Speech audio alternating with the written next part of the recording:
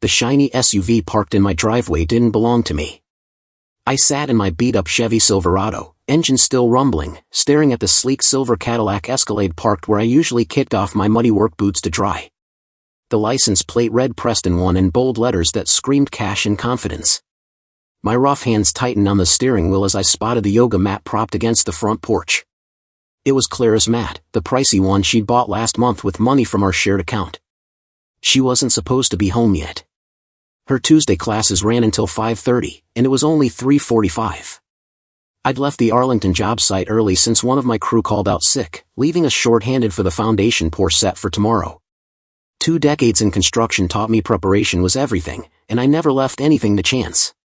The house felt off somehow. Too still, too polished, like a movie set waiting for the cameras to roll. I cut the engine and stepped onto the chipped concrete of our driveway. The contrast between my weathered truck and that spotless Cadillac hit me like a punch to the gut. Everything about that SUV screamed money, from its gleaming alloy wheels to the way it claimed my parking spot like it owned the place. The front door was unlocked, as it always was when Clara was home. It used to feel welcoming, but now it just seemed reckless. I stepped inside, my work boots quiet on the oak floors I'd laid myself 4 summers back. The air smelled different, fancy cologne mixed with something unfamiliar, sharp and sweet. Voices floated in from the backyard. Clara's laugh, light and melodic, followed by a low, self-assured male voice I didn't know. It was the kind of voice that belonged to someone who'd never sweated over a late supplier delivery or had to justify a budget overrun to a client. I moved through the kitchen, past the marble countertops I'd scrimped for years to afford, and neared the glass door leading to our patio. Through the thin curtains, I saw Clara at our outdoor table, her phone propped against a little vase of flowers I hadn't bought. She was on a video call. "You make everything seem so easy," she said, her voice softer than it had been with me in ages. "Wyatt's always wound up about work. You get what it means to live a little." The guy on the screen was everything I wasn't. Neatly styled gray hair, a tailored shirt, and a smug grin that came from never having to worry about real problems. His voice had the calm authority of someone used to calling the shots. "That's because I create visions, not just buildings," he said. "Speaking of, when can I see you again? This call isn't cutting it."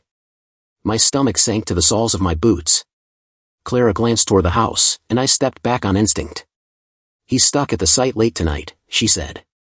"The Arlington project's behind, as usual. We could meet at your office around 6:30. "Perfect," he replied. "I'll have Prosecco chilling."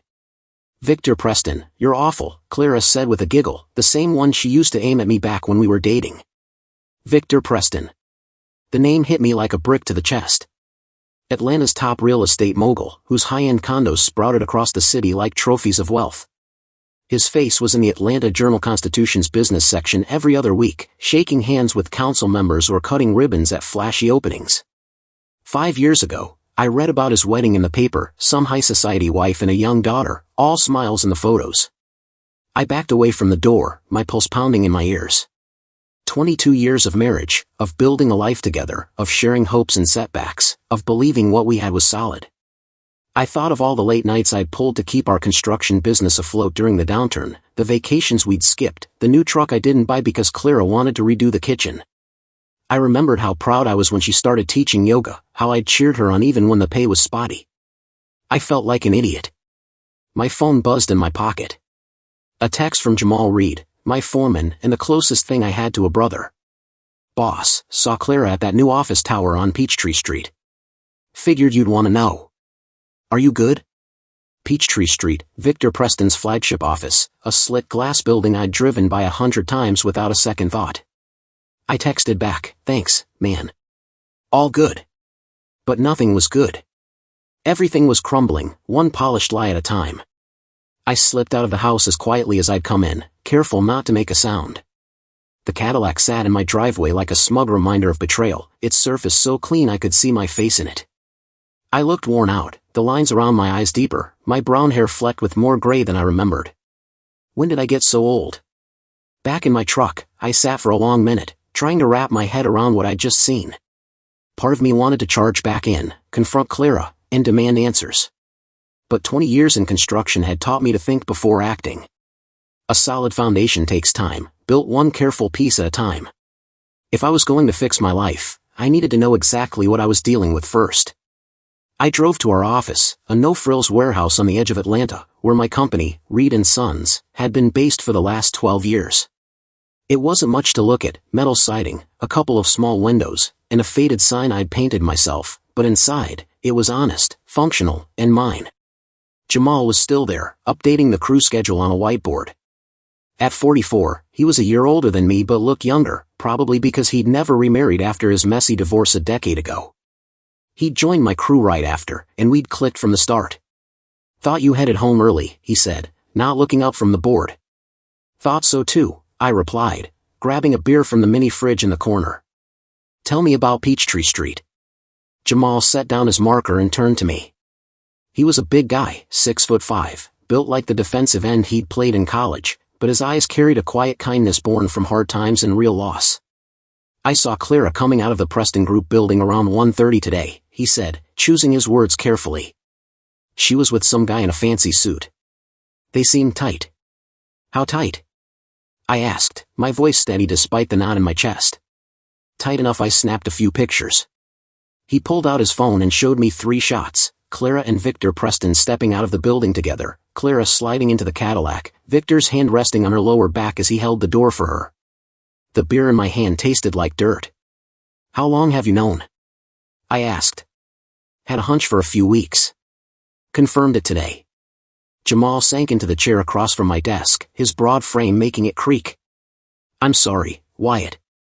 I didn't want to be right." I stared at the photos on his phone. My wife of 22 years, smiling at another man with a warmth I hadn't felt from her in months, maybe years. "What do you want to do?" Jamal asked. "I need to think," I said. "I need to be smart about this." "Smart how?" I took a slow sip of beer, letting the question settle.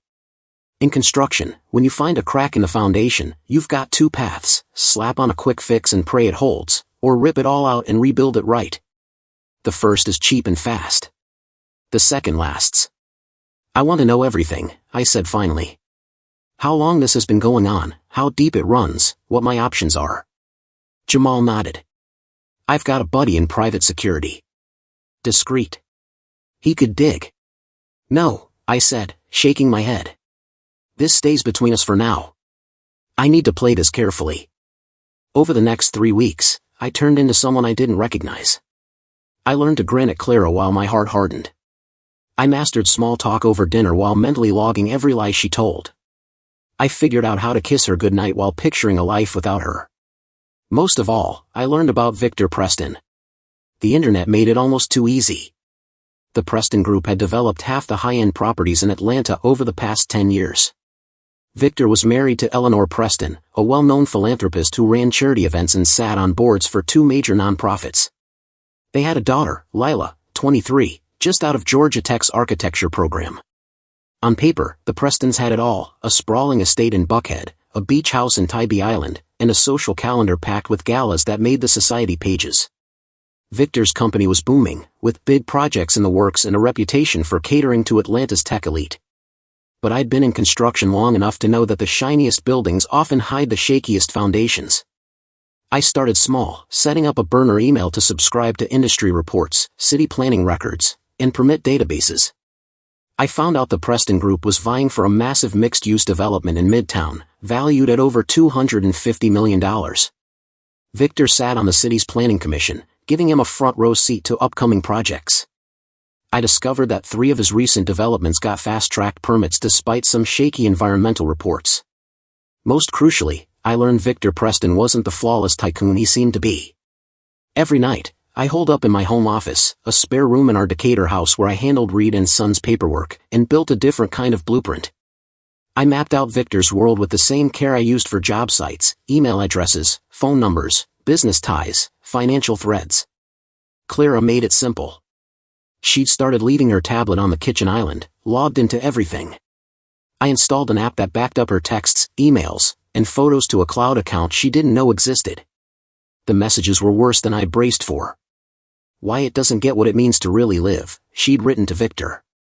"He's happy with his little construction outfit and his Saturday beers. I need more." "You deserve the world's beauty," Victor replied.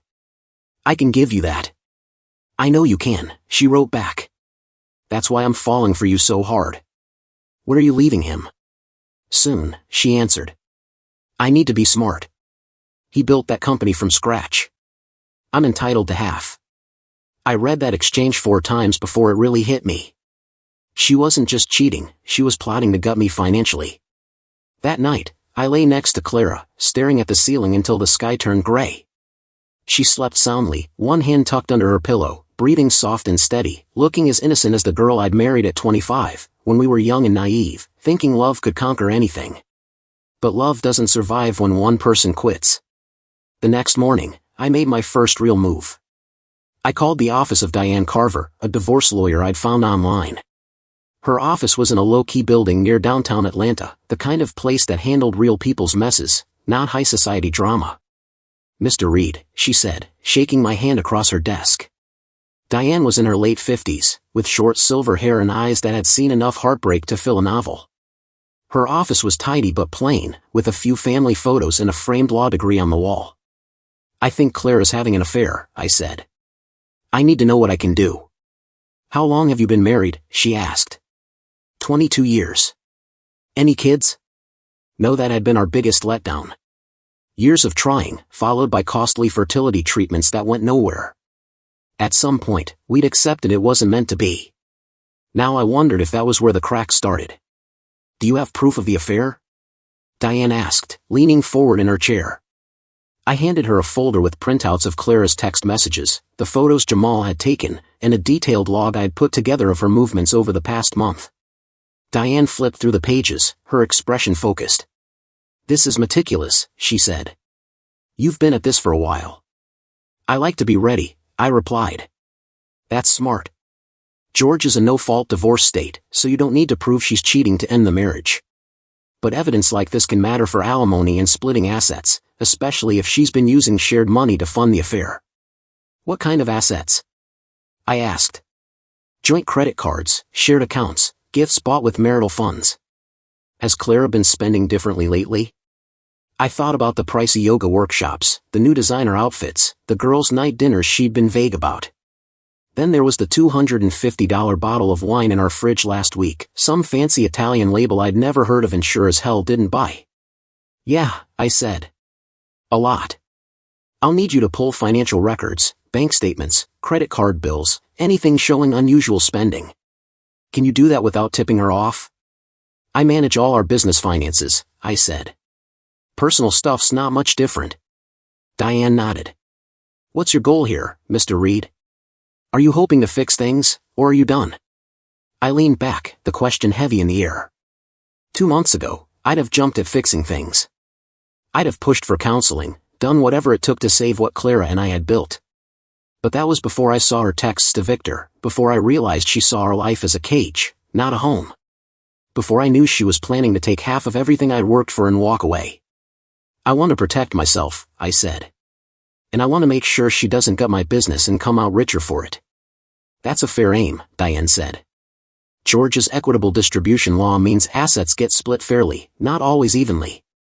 If you can show she's been burning through marital funds on this affair, it could tip things in your favor. I left Diane's office with a list of documents to collect and a sharper sense of the path ahead. The legal process would drag on, maybe for months, but 20 years in construction had taught me patience. A solid foundation takes time. That night, I took Clara to dinner at Mama Rosa's, our usual Thursday spot, a family-run Italian joint in Decatur we'd been going to for years. The staff knew our order before we sat down. Clara seemed off, glancing at her phone every few minutes, barely touching her lasagna. You okay? I asked, keeping my tone light. Just tired, she said. Long week. How's the yoga going? It's great, she said, perking up. Really great. I'm thinking about doing some private classes. Private classes with Victor Preston, no doubt. That's awesome, I said, forcing a smile. Whatever makes you happy. She gave me a funny look, like she expected me to push back or dig deeper. When I didn't, her shoulders relaxed a bit. You've been slammed lately, she said. Is the Arlington project keeping you busy? That and some other stuff, I said. You know how it goes. Construction never sleeps. Maybe we should take a trip when it's done, she said. Get away for a bit. The suggestion was so calculated I nearly chuckled. She was already laying the groundwork for her exit, probably hoping a cozy vacation would soften the blow when she dropped the bomb. Sounds nice, I said. Where are you thinking? Maybe somewhere warm, she said. Somewhere we can unwind and remember what we're about. I reached across the table and took her hand. Her wedding ring felt loose, like she'd been slipping it off more often. I love you, Clara, I said, testing the words. She squeezed my hand, but her smile was hollow. Love you too. It was the last real talk we'd have for a while. Over the next few weeks, I lived a double life. By day, I was Wyatt Reed, construction boss, loyal husband, just a regular guy trying to make it in a tough world. By night, I was someone else, a detective, a planner, a man gearing up for a fight. I dug through financial records like an auditor on a mission. Every credit card statement, every bank transfer, every check from the past 6 months. The pattern was obvious. Clara's spending had spiked since December, fancy dinners, boutiques I didn't know existed, spa days that cost more than some of my guys' weekly pay. The real gut punch came when I accessed her old college email, one she didn't know I had the password for. The messages went back 3 months. December 10th, met this incredible guy at a coffee shop today. He owns half of Atlanta and still took time to talk about green building designs. Felt like he actually saw me. December 15th, V called just to check in. Wyatt hasn't done that in ages. December 22nd, first real date with Victor tonight. I feel alive again, like I'm young and reckless. February 14th, Wyatt got me some cheap grocery store roses for Valentine's Day. Victor sent orchids from that high-end florist in Midtown with a note, "You deserve beauty that matches your soul." I'm starting to see the difference between settling and thriving. March 5th, told V about how Wyatt and I used to dream of seeing the world, but now his idea of a thrill is picking a new burger joint. V says he wants to take me to Rome in the fall. I think he's serious. March 20th, I'm falling hard. Real love, not the safe routine I've got with Wyatt. V makes me feel like the woman I was always meant to be. April 5th, V says I'm wasting my days with a guy who doesn't see my worth. He's right. Wyatt's solid, but solid isn't enough anymore. I want something spectacular. I scrolled through months of emails, watching my marriage unravel through Clara's words. The worst part wasn't the cheating itself, it was seeing myself through her eyes. The dull husband, the guy with no spark or drive, the roadblock to the life she thought she deserved. By the time I shut my laptop, it was well past midnight. Clara was upstairs, probably dreaming of her dazzling future with Victor Preston. I sat in my office, surrounded by proof of her lies, feeling something hard and sharp settle in my chest. She wanted spectacular. I'd give her spectacular. The next morning, I called Jamal and asked him to cover the Arlington project for the day. I had work to do. Atlanta's city planning office was in a drab government building in Midtown, the kind of place where paperwork goes to gather dust. I spent 5 hours there, digging through public records, zoning filings, and permit applications. By the time I left, I had a thick folder of documents painting a damning picture of Victor Preston's business dealings. The Preston Group had a knack for getting permits approved at lightning speed. Projects that should have been stalled for months sailed through. Environmental reports with red flags got ignored. Zoning exceptions that seemed impossible were greenlit without question. It didn't hurt that Victor sat on the city's planning commission. I made copies of everything and drove to the offices of the Atlanta Journal-Constitution. The investigative desk was run by a young reporter named Kayla Thompson, who looked barely out of college but had the sharp gaze of someone who didn't trust easily. "Mr. Reed," she said, shaking my hand. "What's this about?" "I think there's something off with the city's permit process," I said, sliding the folder across her desk. "Specifically with the Preston Group." Kayla opened the folder, her eyes scanning the pages. Her interest grew with each document. "This is solid," she said. "Where'd you get all this?" "Public records. All above board." "What's your stake in this? Are you in the business?" "Just a guy who believes in playing fair," I said. It wasn't the whole truth. I did care about honest business, but I also wanted to bury the man sleeping with my wife. That felt like too much to share with a reporter. "I'll need to verify this," Kayla said. "And I'll have to reach out to the Preston Group for comment before we publish anything." Take your time, I said. The records don't lie. I left the newspaper office feeling lighter than I had in weeks. It'd take time for the story to break, but I'd planted the seeds of Victor Preston's reckoning. Sometimes the best way to hit back is to let someone's own choices bury them. That afternoon, I did something I hadn't done in ages. I treated myself to lunch at a new spot downtown, a steakhouse called The Grill with a view of Atlanta's skyline. From my table by the window, I could see 3 of Victor's high-rises piercing the clouds, all glass and steel, screaming wealth and status. They were stunning buildings. I'd give him that, sleek designs, premium materials, the kind of architecture that turned heads. But I knew something about construction Victor seemed to have forgotten. Even the prettiest buildings fall if the foundation's weak. I was halfway through my ribeye when I saw them. Clara and Victor walked into the restaurant, chatting like they were the only 2 people in the world. The hostess led them to a table across the room. Clara wore a dress I'd never seen, probably new. Victor was in a suit that cost more than my truck's monthly payment. They looked happy, at ease, like a couple who fit together. I paid my bill and walked past their table on my way out. They were so wrapped up in each other they didn't notice me. I caught snippets of their conversation as I passed. Told Wyatt I was meeting my cousin for lunch, Clara said. The divorce should be wrapped up by New Year's. Fresh start in January.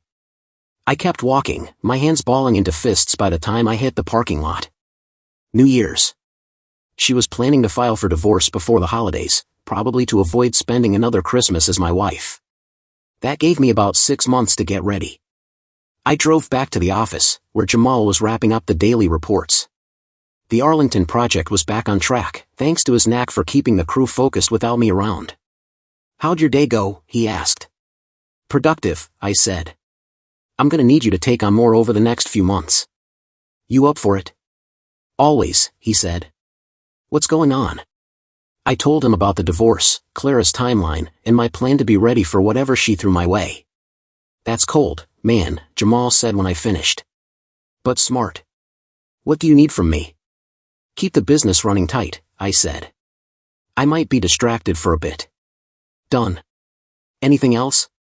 I hesitated, then leaned in. Yeah, something weird. I want to meet Victor Preston's daughter. Jamal's eyebrow shot up. The daughter? Why? She's an architect, and I'm a builder. She's young, probably idealistic, and I bet she has no clue what kind of guy her dad really is. And because sometimes the best way to figure out your enemy is to get to know his family. That sounds risky, Jamal said, leaning back in his chair. Anything worth doing is, I replied. The next weekend, I showed up at the Atlanta Design Summit, a trade show I'd never bothered with before, but it seemed like the kind of place a young architect might showcase her work. I put on my best button-down, spent extra time trimming my beard, and made sure my hair didn't look like I'd just rolled out of bed. If I was going to approach Victor Preston's daughter, I needed to look like someone worth her time. I found her at booth 53, presenting a model of eco-friendly housing for urban redevelopment projects. Lila Preston wasn't what I expected. She was petite, with a no-nonsense vibe, her dark hair tied back in a simple braid, wearing clothes that prioritized comfort over style. Her booth focused on green design and affordable housing, pretty much the opposite of her dad's flashy high-rises. This is impressive, I said, studying her model. How do you keep sustainable materials affordable for low-income projects? She looked up, her hazel eyes sharp with intelligence. Most folks think green means pricey, but that's a myth. If you prioritize efficiency from the start, you can cut long-term costs by a lot. We talked for a half hour about insulation types, solar integration, and the headaches of city development. Her passion reminded me of myself 20 years ago, full of big ideas about building things that lasted, not just slapping up structures for a quick buck. I'm Wyatt Reed, I said, extending my hand. I run a construction outfit here in town. Lila Preston, she replied, shaking my hand firmly. Are you into sustainable building? A bit, I said. But I want to learn more. Maybe we could grab coffee sometime and talk shop. She paused, sizing me up. I was older, not her usual crowd, but my interest in her work was real, and I could tell that mattered to her. Sure, she said. That'd be cool. We swapped numbers, and I promised to reach out next week. Walking away from her booth, I felt a weird mix of guilt and excitement. I was using her to get at her dad, which wasn't exactly noble, but I also genuinely liked her ideas, her fire. The best plans, I figured, were built on a little truth. That night, Clara came home from another girls' night, reeking of fancy cologne and red wine. She was in a great mood, humming as she kicked off her shoes. Fun night? I asked, keeping my tone casual. Really fun, she said. My friend Jenna's getting married soon, so we were celebrating. Jenna was Clara's cousin in Savannah, already married with 2 kids, but I didn't call out the lie. That's great, I said. Happy for her. Clara pecked my cheek, a half-hearted gesture that felt like checking a box. I'm gonna shower. Don't wait up. I listened to the water running and thought about Lila Preston, how her eyes lit up talking about eco-friendly designs.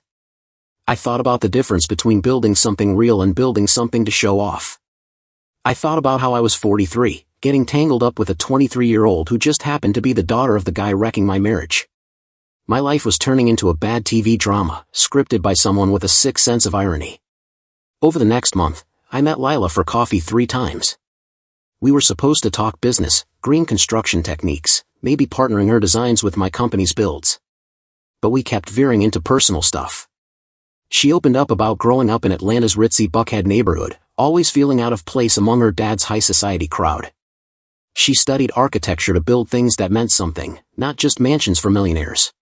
She talked about her rocky relationship with her dad, who didn't get why she cared about affordable housing when she could be designing penthouses. He thinks I'm throwing away my degree, she said at our third coffee, stirring her latte. Says I'll never make real money building for regular folks. Maybe money's not the only way to measure success, I said. That's what I keep telling him, but he doesn't hear me. Too busy with his own deals to care about mine. I wanted to say her dad was also too busy chasing my wife to give a damn about much else. But that wasn't the right moment. Instead, I asked about her mom. Mom's fine, Lila said. She's got her fundraisers and her social clubs. I think she and Dad are okay, in their own way. They don't share much anymore, but they've got their life together. Built a life together. The words hit like a hammer. What about you? Lila asked, her eyes studying me. You married? Yeah, I said. 22 years. That's a long haul. You must be happy. I thought I was, I said. Lately, I'm not so sure. She tilted her head, those sharp eyes locked on mine. Want to talk about it? Part of me wanted to spill everything, Clara's affair, my plans to take down Victor, how her dad was touching my marriage without a second thought. I wanted to see what she'd say. But I held back. Maybe another time, I said. It's messy. Most things worth saying are, she replied. I was falling for her. No point pretending otherwise. Lila Preston was smart, driven, and real in a way that reminded me why I used to believe in love. She was also young enough to be my kid and idealistic enough to think good intentions could fix a broken world. I was a 43-year-old man plotting to dismantle her father's empire, and somehow, I was falling for her.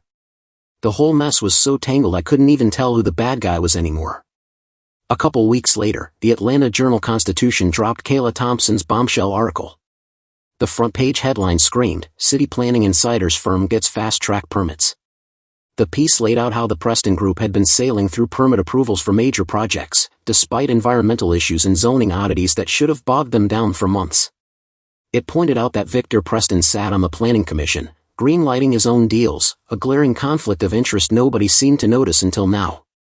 The article was careful, sticking to facts without outright accusations, but the message was clear, Victor was gaming the system for his own gain. I read it 3 times over my morning coffee, letting each word sink in. It was just the first step, but it felt good. Clara didn't bring it up, either because she hadn't seen it or was acting like it didn't matter. But I noticed she was jumpier than usual, glued to her phone, making quick, hushed calls she'd cut off whenever I walked in. That night, she said she was heading to a yoga retreat in Savannah for the weekend. It's a chance to really dial in my practice, she said. Get grounded before things get hectic. Sounds perfect, I said. You deserve some you time. After she left, I called Lila. Are you free for dinner tonight? I think so, she said. You sound off. Everything okay? Just need someone to talk to, I said. We met at a low-key spot in East Atlanta Village, a quirky area full of artists and hipsters sipping craft brews and eating gourmet tacos. The vibe was relaxed but cozy, perfect for the conversation I had in mind. Lila looked stunning in a simple sweater and jeans, her hair down, a little nervous, probably wondering why I'd upgraded from coffee to dinner. "So," she said after we ordered, "what's on your mind?" I took a deep breath. "My marriage is falling apart." She reached across the table, her hand brushing mine. "I'm so sorry, Wyatt. Want to talk about it?" "Clara's cheating," I said. "With someone I know, someone big in the city." "That's awful," she said, her voice soft. "It must be tearing you up." "It is, but it's also waking me up. I've been so focused on keeping things steady, building a life, a business, that I missed how much I wasn't really living. I've been married to someone who doesn't value what I do, who I am. And then there's you. I'm 43, and I've never felt this alive talking to anyone." Her eyes widened, but she didn't pull her hand away. "Wyatt, it's a lot. The age gap, your divorce, it's complicated. But you're right, there's something here. You're real, not pretending to be someone you're not. That's hard to find." I squeezed her hand. "So what do we do about it?" "I don't know," she said, a small smile breaking through. "But I want to figure it out." We left the restaurant and drove to my cabin in the Blue Ridge Mountains, a little place I'd built myself 6 years ago when I needed somewhere to clear my head. It wasn't much, just a couple of bedrooms, a brick fireplace, and a deck with a view of the rolling hills. But it was mine, every plank and nail put there by my hands. Lila was quiet on the drive, staring out at the darkening woods. I wondered if she was rethinking things, if the weight of what we were doing was hitting her. "This is amazing," she said when we got there, stepping onto the deck. "You built this yourself?" "Every last bit," I said. "Took me 4 summers, working weekends and holidays." We sat with glasses of wine, talking about everything but the spark between us. She shared her vision for designing neighborhoods that brought people together, not split them up by wealth. I told her about the pride of building something that'd outlast me, something solid and true. "Can I ask you something?" she said as the conversation slowed. "Anything.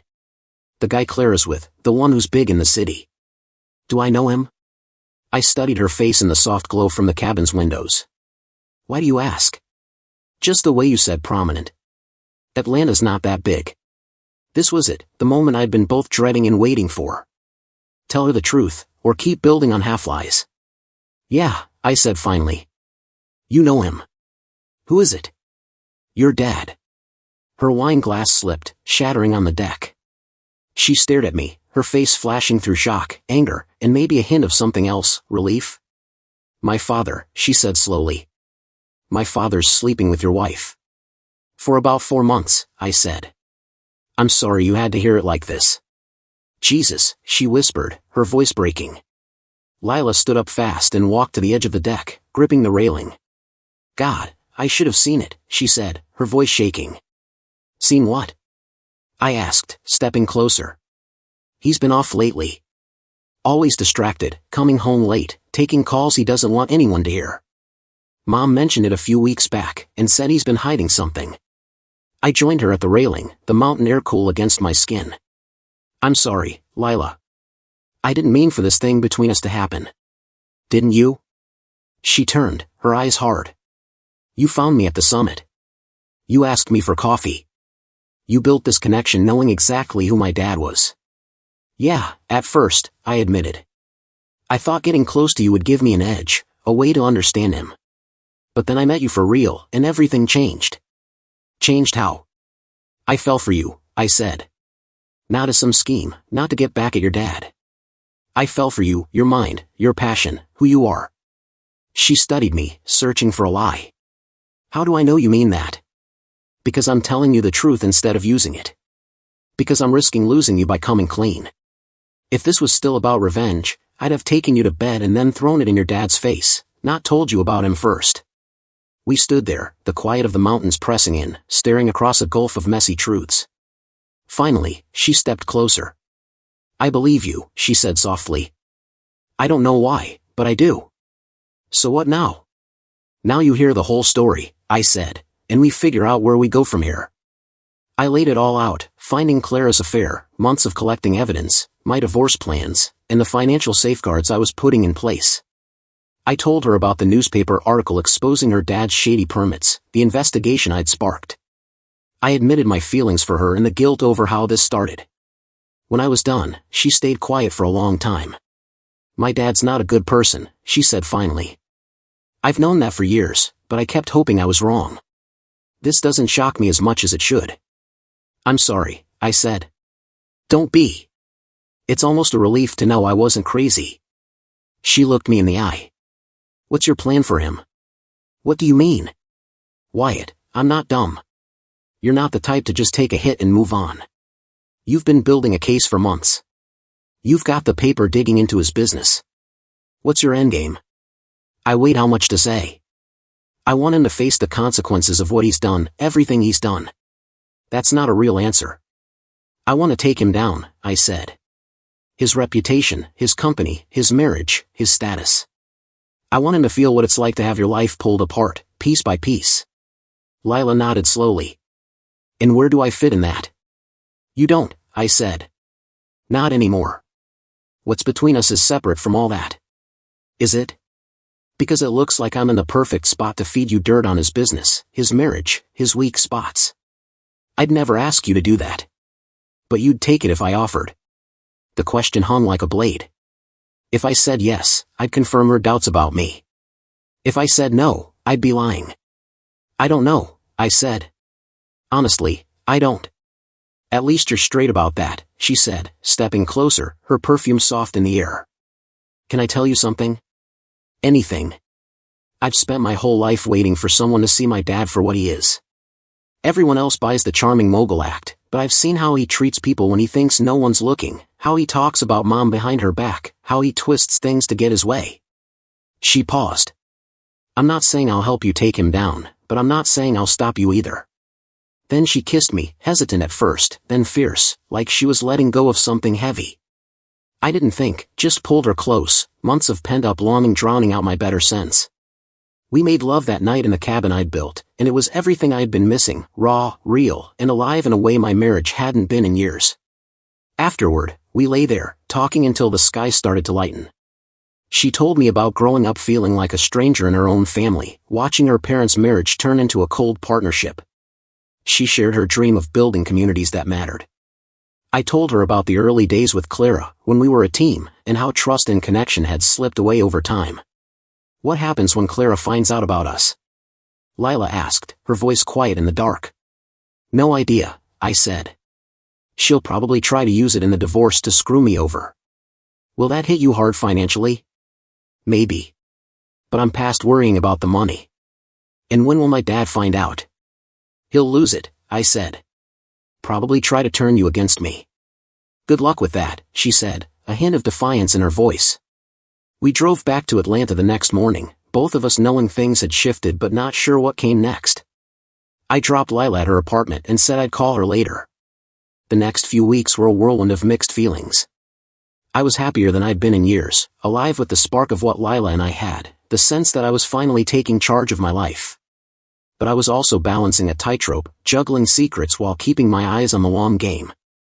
Clara didn't seem to notice the change in me. She was too wrapped up in her own world, oblivious to the storm I was building. Clara was so wrapped up in her own hidden life that she didn't notice I was living one too. Her yoga retreats got more frequent, her excuses for late nights more elaborate.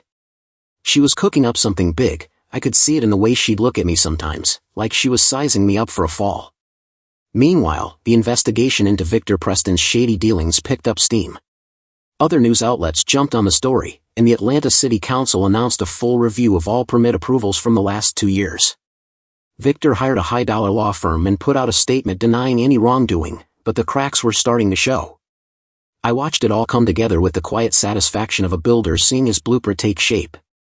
One evening in early October, Clara came home from another girls' night with big news. "We need to talk," she said, settling onto the couch with the careful posture of someone about to drop a bomb. "About what?" I asked, keeping my voice even. "About us. About our marriage. About whether we're both getting what we need." I muted the TV and turned to face her. "All right, what's on your mind?" "I think we've drifted apart, Wyatt." We want different things now. What kind of different things? You're happy with what we've got, the house, the business, the same old routine. But I need more. I need excitement, something new, a bigger life. What kind of bigger life? I pressed. She took a deep breath. I've been thinking about moving to Savannah. Starting over. There are opportunities there for my yoga teaching that I can't find here.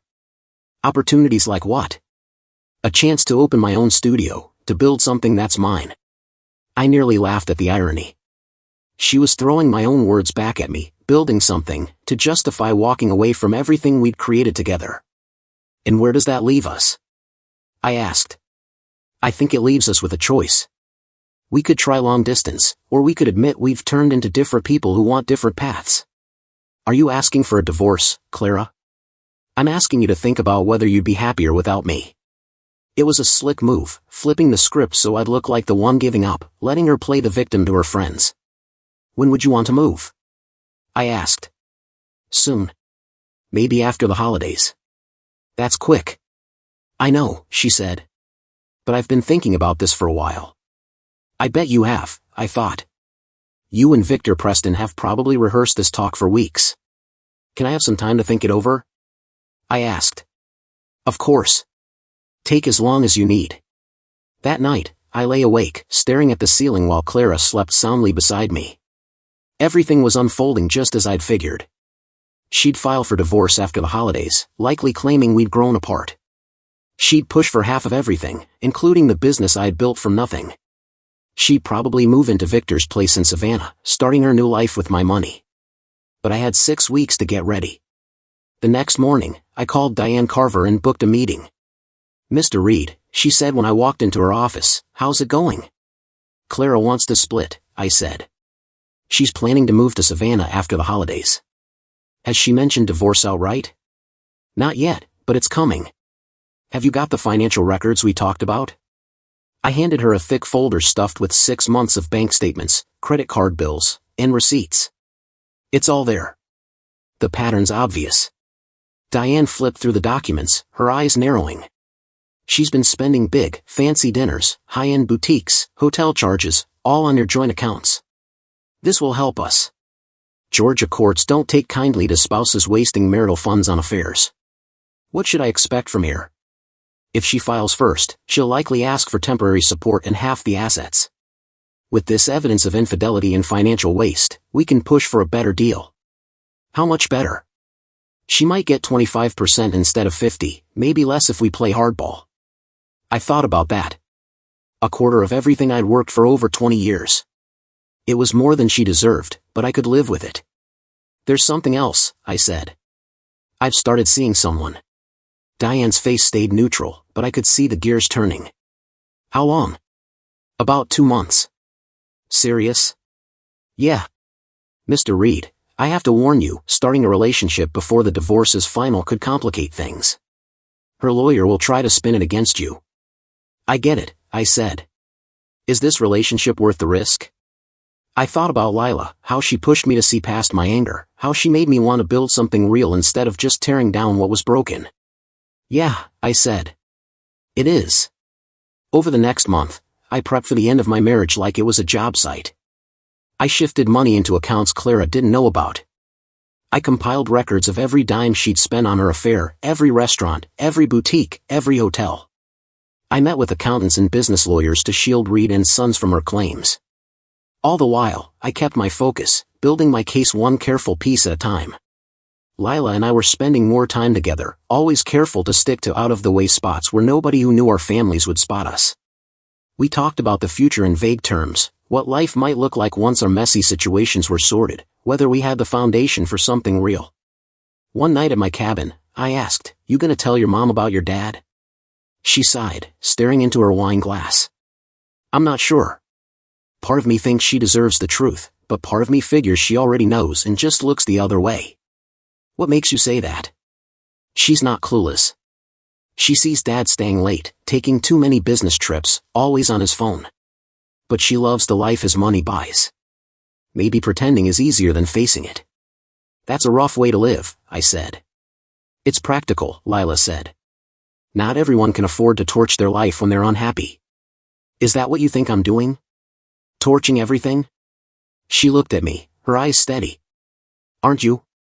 Her question made me think about everything I'd set in motion, the newspaper digging into Victor's shady permits, the stack of evidence for my divorce, this relationship with Lila that started as a tactic and turned into something I couldn't walk away from. Maybe, I said. But sometimes you've got to rip out the rotten foundation to build something solid. And what are you building? I don't know yet, I said. Something real. Something that lasts. She slid closer on the couch. I might want it on that project. Even knowing it puts you up against your dad? Especially knowing that. In mid-November, things hit a breaking point. I was at the Arlington job site, going over progress with Jamal, when my phone buzzed. Clara's name flashed on the screen. Wyatt, she said, her voice shaking. Can you come home? We need to talk. What's wrong? Just come home.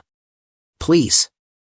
I found her in the living room, clutching a manila envelope, looking like she'd seen a ghost.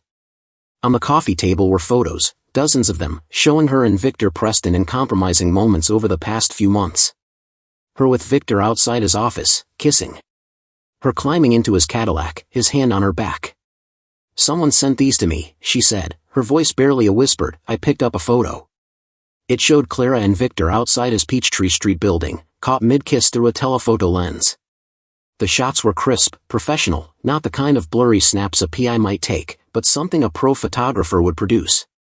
Any guesses who sent them? I asked. I think it was his wife, Eleanor, she said. She must have hired someone to tail him. That was a twist I hadn't seen coming. I'd sparked the newspaper investigation, but I didn't expect Eleanor Preston to launch her own hunt into Victor's double life. What does this mean for us? I asked, keeping my tone neutral. Clara blinked, confused. What do you mean? Our marriage, I said. These pictures make it pretty damn clear you're having an affair. Wyatt, I can explain. Can you? Because it looks like you've been planning to ditch me for months while acting like everything's fine. She broke down then, not the delicate tears you see in movies, but raw, messy sobs from someone whose world just imploded. I didn't want it to go like this, she said. I was going to tell you everything, be honest about what I need. When? I asked. After you'd already moved out? After you filed for divorce? Her eyes widened. How did you know about my plans? Clara, I've known about the affair since April. I've been waiting to see how far you'd go. Her face went pale. Since April? You've known for months? I know about Victor Preston, I said. The fancy dinners, the hotel rooms, the plan to move to Savannah. All of it. Why didn't you say anything? I wanted to see who you really were, I said. If you'd come clean on your own or keep lying to my face until the end. She stared at me like she was seeing me for the first time in years. What are you going to do? I'm going to protect myself and my business, I said. Beyond that, I haven't decided. Wyatt, please, she said, her voice cracking. We can fix this. We can try counseling, rebuild. Rebuild what? I shot back. A marriage built on lies? A relationship where you've already decided I'm not enough for the life you want? I never said that. I walked to my office and came back with a stack of printed emails, her messages to Victor. Her face went ashen as she recognized her own words. You said it plenty, I said. You told him I'm boring, that I lack ambition, that you deserve better than what we've got. I was confused, she stammered. I was going through something. You were planning to take half of everything I built and start over with another man, I said. That's not confusion. That's a strategy. She sat there, silent, probably realizing her carefully laid plans had unraveled, her options gone. What happens now? She asked finally. Now you decide, I said. You can try to fix this, or you can stick to your original plan. But if you pick the second option, I'm making sure the divorce reflects what you've actually done, not the story you wanted to spin. What does that mean? It means you're not walking away with half of everything. It means you'll be lucky to walk away with 25%. It means everyone in Atlanta's gonna know exactly who you are. You can't do that, Clara said, her voice sharp with panic. Watch me, I said. That night, Clara packed a suitcase and headed to her cousin's place in Macon, saying she needed space to think. I knew she was really scrambling to meet with lawyers, trying to figure out how to limit the damage. I called Lila and told her about the photos. "Someone sent them to your wife?" she asked, her voice tight. "Yeah. She thinks it was your mom." "That tracks," Lila said. "Mom's not one to sit on proof like that." "How do you think she found out?" "No clue, but I bet this is just the start." She was right. Over the next week, the Preston family's polished world started crumbling. On Monday, Eleanor Preston filed for divorce, citing infidelity and slapping a temporary injunction on all their shared assets. The local news ate it up, especially with the ongoing probe into the Preston Group's shady permits. Tuesday, the city council voted to suspend Victor from the planning commission while they dug into his conflicts of interest. Wednesday, 3 big clients pulled out of deals with the Preston Group, spooked by the bad press.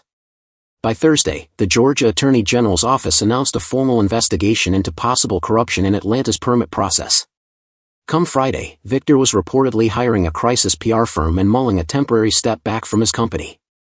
I watched it all go down with the quiet thrill of a builder seeing a plan come together perfectly.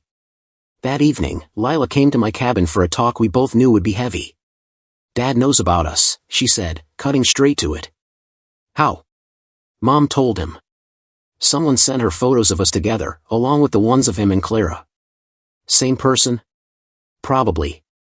Whoever it was wanted to make sure everyone's secrets got aired out." I thought about it. The photos were too clean, too professional for just a jealous spouse or a PI working one case. Someone had been tailing all of us, collecting dirt, waiting for the perfect moment to light the fuse. "What did your dad say?" "He accused me of turning on the family," she said. "Said you're using me to get back at him for the affair." "What did you tell him?" "That he's probably right, but I don't care." "Lila," I said, my voice steady, "I need you to be straight with me. Did you sleep with me to stick it to your dad?" "No." "Did you start this with me because you thought it'd hurt him?" "At first, yeah," I admitted. "But now? I'm in love with you. That's bigger than any revenge." She searched my face for a long moment. "I believe you," she said. "But you need to hear something. This is about to get nasty. Dad doesn't lose quietly. He'll try to ruin you, and he'll try to use me to do it." "How?" "He'll say you manipulated me, preyed on a naive young woman as part of some big revenge plot. He'll spin it to make himself the victim, protecting his daughter from a creepy older guy." "And what do you think about that?" "It's garbage," she said. "But people will eat it up. Public perception doesn't care about the truth." I pulled her closer on the couch. "So what do we do?" "We decide if what we've got is worth the fight." "Is it?" "I think so," she said. "But it's gonna cost us." Over the next month, the scandal tore through Atlanta's social and business circles like a wildfire. The media covered every twist with glee, treating the web of cheating, corruption, and revenge like a reality show. Clara came back from Macon with a slick divorce lawyer and a story painting me as a cold husband who'd pushed her into Victor's arms. She claimed I'd been distant for years, choosing work over her, and her affair was a desperate plea for attention, not a calculated move. It might have worked if I hadn't been building my case for months. Diane Carver laid out our side with brutal precision. Bank records showed Clara's spending spree on her affair, fancy restaurants, designer clothes, hotel stays, all on our joint accounts. Emails exposed her plan to leave me and take half of everything. But the knockout punch was something Clara didn't see coming, a recording of her backyard video call with Victor, the one I'd overheard the day I found out. I'd saved it on my phone, and Georgia's a one-party consent state. "Wyatt doesn't get what it means to really live," Clara's voice echoed through the courtroom speakers. "He's fine with his little construction business and his Saturday beers.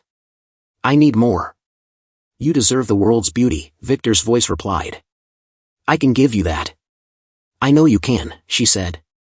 "That's why I'm falling for you so hard." "When are you leaving him?" "Soon," she answered. "I need to be smart. He built that company from nothing. I'm entitled to half." The judge's face stayed stone cold, but I could tell Clara's words hit hard in the courtroom.